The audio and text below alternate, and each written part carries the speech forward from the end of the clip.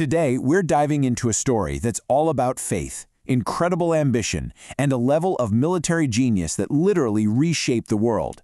We are talking about the Conquest of Constantinople. Okay, just picture this for a second. It's the near future. The brand new Pope Leo XIV is on his very first trip abroad. And where does he choose to go? Turkey. I mean, this is a huge deal on the world stage. So he's traveling all over.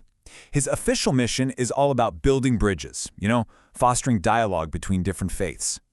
He's visiting all these incredible landmarks, both Christian and Muslim. But here's the thing.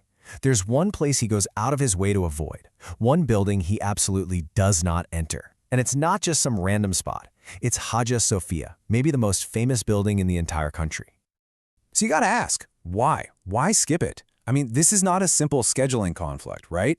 This is a huge statement, politically and religiously. What is it about this one place that still stirs up so much controversy, hundreds of years after its fate was seemingly sealed? To get to the bottom of this modern-day puzzle, we have to go way back, because the controversy over Hagia Sophia isn't really about what's happening now. Its roots are in something much older and way more powerful, an ancient prophecy.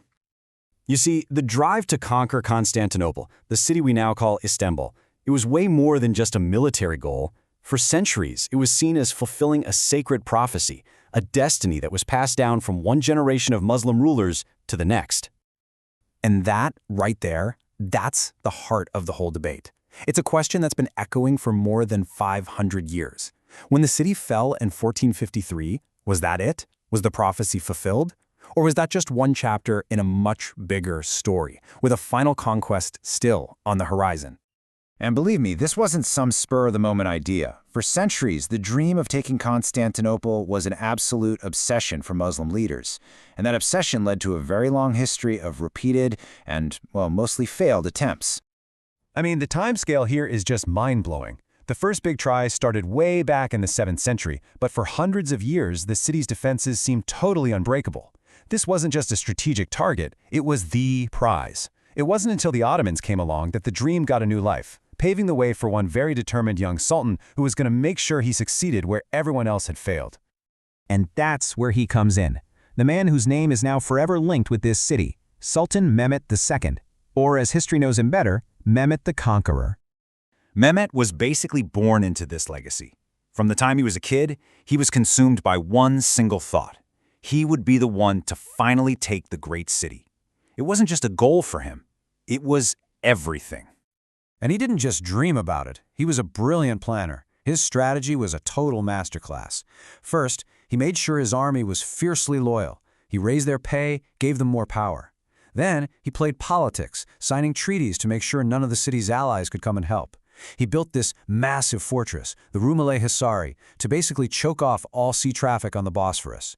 And finally, he just brought overwhelming force with technology the world had never seen. We're talking about an army of, get this, some sources say as many as 300,000 soldiers, a colossal force, armed to the teeth with the most cutting-edge weapons of the time. And the star of the show? This incredible new piece of tech, the Sultani cannon. It was designed by a Hungarian engineer named Orban, and this supergun was so ridiculously powerful, they say it shook the entire city with every single shot. But in a crazy twist of fate, the cannon actually blew up during the siege, and it killed its own creator. Wild. All right, so the stage is set. The massive army is in place. The cannons are aimed. On April 6, 1453, the final siege of Constantinople begins. But even with that insane bombardment, the city's walls held. And the defenders, well, they had an ace up their sleeve. This giant iron chain stretched across the mouth of the city's harbor, the Golden Horn.